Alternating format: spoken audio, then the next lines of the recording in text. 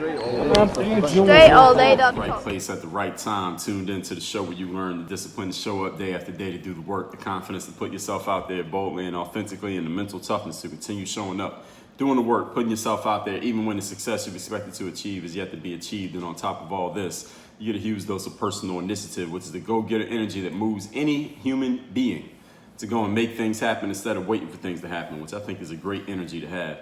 We put all this together in one bundle, one package, one philosophy, one mindset, one method. There's even a book.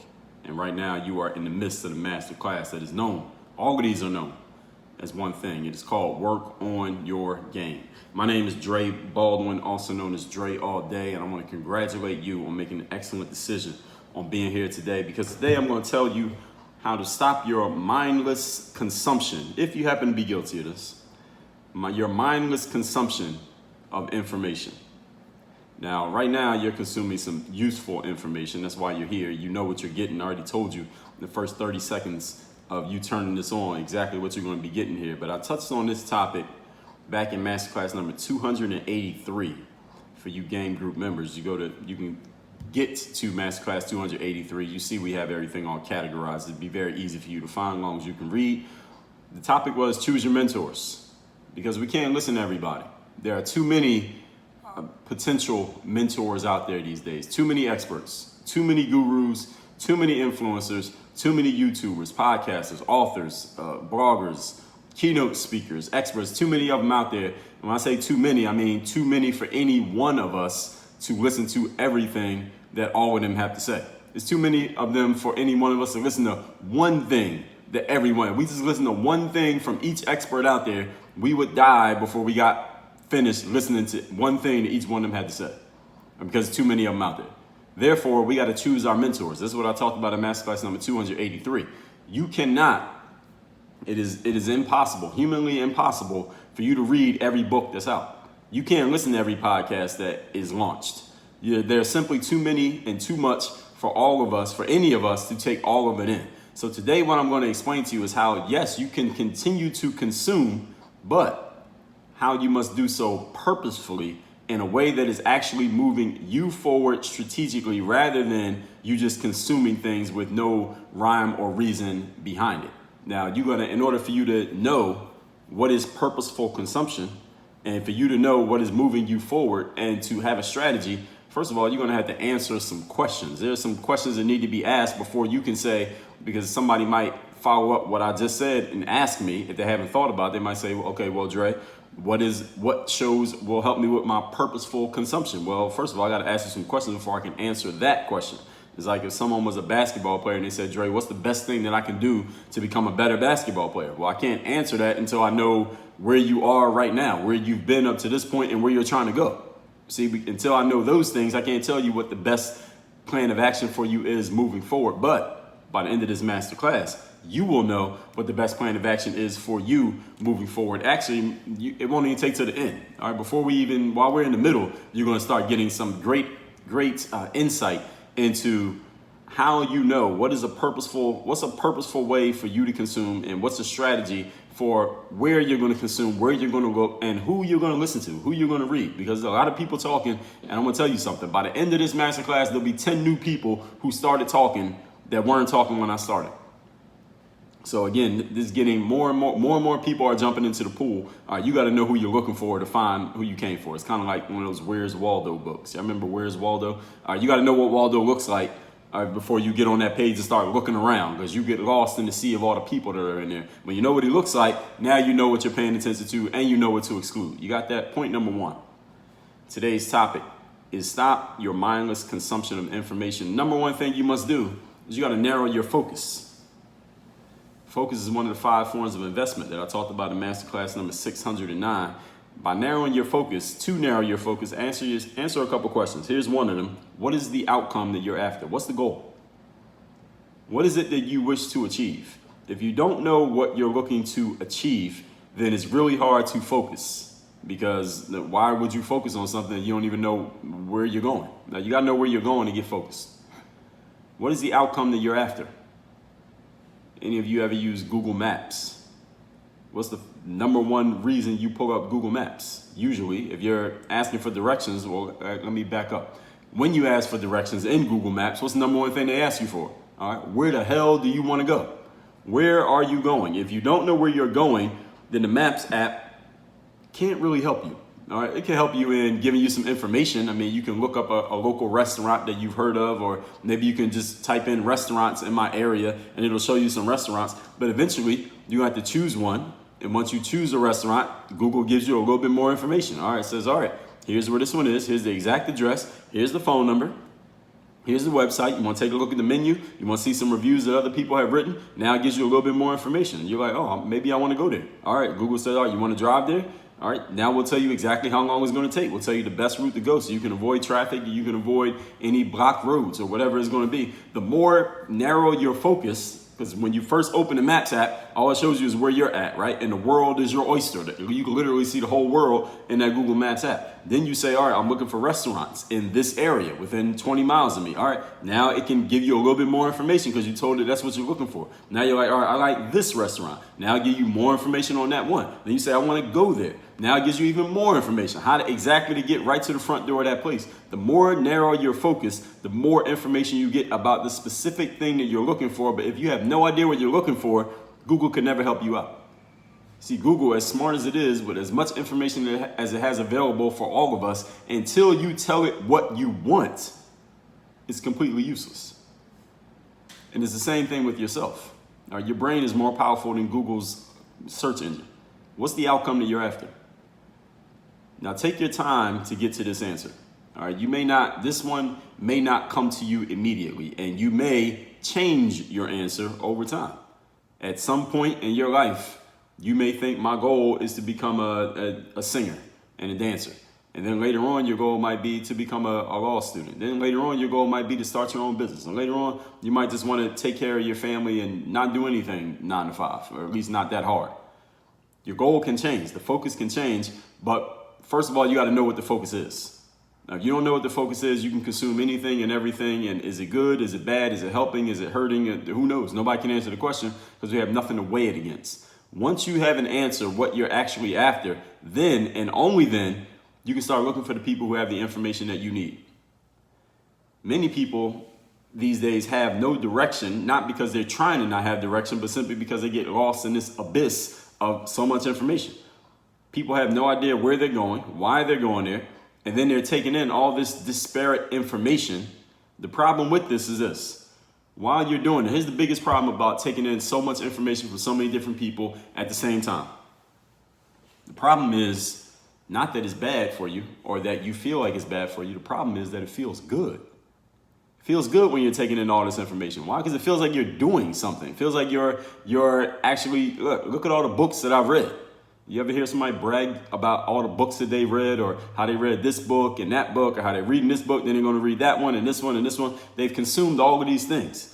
You go into somebody's YouTube account, how many channels are they subscribed to? How many different things are they watching? Somebody's podcast app, how many podcasts are they subscribed to? All these different people talking about all these different things that are not really connected in any way, shape, or form. Again, not necessarily that is a bad thing, but it feels good to us to be consuming so much stuff because we feel like we're doing something progressive. All the podcasts, all the courses that you signed up for, you're very busy, but you're not being productive at all. Have you ever felt like that? You ever felt like you were very busy, you were working all day, you always had something to occupy your time, but you don't feel like you're actually making any progress? And I'm not talking about with consumption of information, I just mean period in your life. I've definitely felt like that at times. I know there's some people out there who feel like that right now. And when it comes to information, we get here because we have no idea what our focus is. Therefore, we're taking in whatever we see that looks shiny and looks good. And if anybody knows how to sell themselves and market and promote and position themselves, they can look shiny enough to get your attention. And then you just add them to the list of things you're consuming. But which one of these is going to take you where you want to go? Oh, you don't know where you want to go, so you can't answer the question. When you're clear on your focus, it's much easier to cut things off. It's much easier to make decisions. Root word of decision is incision, which means to cut off. It's much easier to cut everything off when you're clear on your focus because you know what's essential and what's not essential. Simple enough concept, right? But how many people are actually applying that and using that every single day? What is essential to you and what's not essential? What are the most essential things you need to learn right now? If I was to say 3 or fewer things that you need to learn right now, what are they? If you don't have an answer, then you need to narrow your focus. Your focus is too wide, or maybe you don't even have any focus right now and you need to get some ASAP. And I have several master classes where I've talked about focus. So many, I'm not even going to list all of them, but I'll tell you a few of them. Masterclass number 1193, the topic, focus, the force multiplier. That's the number one masterclass you should listen to right now if focus is a challenge of yours. That's masterclass number 1193, focus, the force multiplier. Masterclass 1183, 10 days earlier, focus is easy and distraction is hard. So people think it's hard to focus. No, it's not hard to focus. It's hard to be distracted. Masterclass number 1165, where to focus in your work and in your life. Masterclass number 966, how to stay focused through boring and repetitive work. And masterclass number 954, this is the last one on our list, how to develop tunnel vision level focus. All right, so focus is a challenge of yours. All right, as long as you're in the gang group membership, all right, focus is no longer a challenge. I just gave you 5 masterclasses that'll help you handle focus immediately. And listen to those more than one time. Don't just listen to them once and say you got it, because you're not going to remember anything that I said about the next day. Point number 2. Today's topic is how to stop your mindless consumption of information. You must utilize spaced repetition. So those 5 masterclasses that I just told you about, listen, there are over 1,400 masterclasses that I have put together. And as a game group member, you have access to all 1,400 of them. Now, do you need every single day, at every moment of your life, every period of your life, do you need all 1,400 of these masterclasses? Probably not. Now, will there be different points in your life at which you could use different ones? Yes. And will those change? Yes, because your life changes. You change. Situations change. You might change jobs. You might change careers. You might just face a situation that you didn't even know was going to happen, but it's happened. And there's something I talked about that you weren't paying attention to that now matters a whole lot to you. But what I mean, the reason why I'm bringing up utilizing spaced repetition is this. I just gave you 5 masterclasses that focus on focus out of 1,400. All right, you don't need to listen to all 1,400. You need to go to those 5, listen to those 5, and then listen to those 5 again and again and again. And maybe you'll think 2 of them really resonate with you. Maybe 2 of them really hit home for you. And there's a different 2 for somebody else who had the same challenge of focus, but different things connect with different people in different ways. Because I'm talking about I use different examples. I come from a different angle. I'm talking in a different way. I might have different points. So you might like the first 2, and another person might like the last 2, but whatever those ones that you decide resonate with you the most, and I'm not necessarily talking about my stuff. This could be a book. This could be a YouTube video you watch. This could be some notes that you took from a seminar that you attended. Whatever it is, you need to utilize spaced repetition. What does that mean? It means coming to the same essential information. Essential is relative to what you think is essential. Same essential information multiple times over an extended period of time. For example, I told you before that one of my favorite book actually of all time, is Robert Greene's 48 Laws of Power. Now, I bought that book in 1999. I think it came out in 1998. I bought it in 1999. I have read that book over 100 times over the last 21 years. Now, I'm not telling you that to impress you, but to impress upon you. And the time that it takes me to read that book again after I've already read it, I could have read another book, a different brand new book. I got a bookshelf with literally hundreds of books that I haven't read yet, digitally, that I own. I haven't read them yet. And the time that it took me to read the 48 Laws of Power, time number 97 and time number 64 and time number 32, I could have read one of those books on my bookshelf. I could have added to my list of books that I read, which would be really impressive. I could tell somebody I read this many books. But here's the thing. Since the 48 Laws of Power is my favorite book, I like the subject. I like that topic. It's essential to me because I like that book. That book matters to me. The material of that book matters to me. So I utilize spaced repetition. I read the book again. I might go 6 months without touching it. Then I'll read it again. And I might go a year and then I'll read it again. And then I might go to certain chapters. The way the book is set up, there are 48 laws. So I can just pick a law that is essential to me in that moment. All right, right now I need to read this one about dealing with other people, and this one about energy, and this one about planning all the way to the end, and this one about assuming formlessness, and this one about how do I deal with someone who's working for me, and this one about how do I deal with someone who I'm working for. At different times, different things may matter to me, but with spaced repetition, here's the benefit of spaced repetition. The way that our brains are wired, when we space out our repetition of a certain piece of material or a certain activity, even like practicing basketball or doing a podcast or writing every day or whatever, however often you're going to do it, doesn't have to be every day. Spaced repetition is proven to aid in learning and, here's the key, retention. One of the things that I say all the time here on the show, let me interrupt you quick. Let me ask you this question. What was yesterday's masterclass topic, and tell me one of the points? Can you answer that question? What was yesterday's topic, and tell me one of the points that I gave in yesterday's class? You probably, if you only listened to it one time, you probably don't even remember what the topic was, let alone do you remember any of the points. Tell me one of the examples that I gave. Tell me one of the stories that I used. You probably can't do it. Why? Not because you're dumb, not because there's anything wrong with your memory. It's because you have not exercised spaced repetition. These days, we are being bombarded as humans. We are bombarded with so many messages from so many people, and damn near everything that we do not remember 99% of it. The stuff that we retain is the stuff that we repeatedly consume over and over and over again. This is the reason why, and these days, in the digital world that we're in, is getting worse by the day. Meaning, when I say worse, what I mean is we're being bombarded with more and more messages every day. This time next year, the number of messages that you're being hit with every day now will pale in comparison to the number you're going to be getting every day on the same date a year from now. Why? Because there'll be more and more players coming into the game. We're going to be more and more interconnected. You're going to be more and more attached to that handheld device that you keep within arm's reach for 24 hours a day. And people know that. Therefore, they're going to be hitting you with more and more messages on that device to get your attention. And sometimes it'll work, many times it won't, but they're going to try. You probably can't answer and tell me what yesterday's topic was and one of the points without looking, because you only listened to it once. But let me ask you this. Anyone who's been listening to this show for, let's say, a year or more, name one of your favorite masterclasses that I've ever done. One of your favorite topics.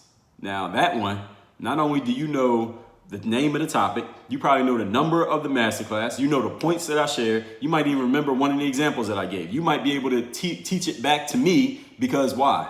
Spaced repetition. You listened to it more than once. And then some time went by, then you listened to it again. Then some time went by, and you listened to it again. You consumed it more than once over an extended period of time. So spaced repetition differs from regular repetition. Regular repetition is do the same thing over and over and over again right now. Do it once, or do it again, or do it again, do it again, right there in one space. Like you could do something, you could shoot 100 layups in 10 minutes if you just stand on a basketball court and just do it. But are you going to really master layups by doing it 100 times once? No.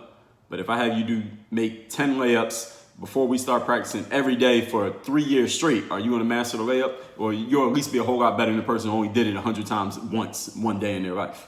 That's what spaced repetition does. It helps you retain something because you do it, you work on it, you listen to it, you consume it, you read it, you study it, whatever it is you're consuming or doing. Then you let some time go by, let your mind get on other things, then you come back to it, do it again. You make another imprint on your mind. Then you go away, you come back to it, make another imprint. Go away, come back, repeat, repeat, repeat. That's what spaced repetition does. Anything that you really love, one of your favorite movies, for example, one of your favorite songs, one of your favorite sayings by somebody that you listen to or someone that you've been following, you know it. You know it by heart. Why? Spaced repetition. Your favorite music, your favorite songs, your favorite artist, your favorite band, you know all the words to your favorite song by that person. Why is that? Not because you listened to it 300 times in one day and you memorized it. Maybe you did, but it's because of the spaced repetition. You might not have listened to that song in 3 weeks. Now that I'm mentioning it, you're thinking about it. You're going to listen to it when you get off this class. But it's a spaced repetition that allows you to know it as well as you know it. The second and fifth times that you read a book or listen to a class, you will notice things that you did not notice the first time through because of the way that our brain works. I mean, if you think about it, and maybe if you haven't thought about it, or once you go out into the world and start consuming using spaced repetition after this, or you're more conscious of your spaced repetition after this, because you've already been using it, you just may not have been conscious of it. When you're listening to a person talk, or you're reading a book, and someone says something that maybe hasn't occurred to you before, or you think is a good point, or maybe you've heard it before, but they're saying it in a way that maybe you never considered it, your brain is processing that. So right now you're processing what I'm saying. And while you're processing what I'm saying, and you might be thinking about something that I say, I am not waiting for you to think about it. I've moved on to the next point, and I'm saying something else and something else and something else. And during that time that your brain is processing, it is not processing the next thing that I'm saying and the next thing. So if I say something at one moment and it takes you 10 minutes to consider what I said, not 10 minutes, 10 seconds rather, to consider what I said, during that 10 seconds, whatever I said, you missed it. So now the next time that you listen to it, you're going to catch what I said during that 10 seconds, and you can process that because the thing before you already processed. Now you got it. Then the next time you'll process another 10 seconds, and the next time another time. So this is why you need to use spaced repetition. Find your essential info, the thing that you're going to focus on, or things that you're going to focus on. You got to go over them multiple times, not just once. Point number 3. Today's topic is how to stop your mindless consumption of information that is not directly useful to your situation right now. Number 3, you got to give yourself time for reflection. As I just touched on right there, when you hear something new or read something new or see or experience something new, you got to give your brain some time to process it.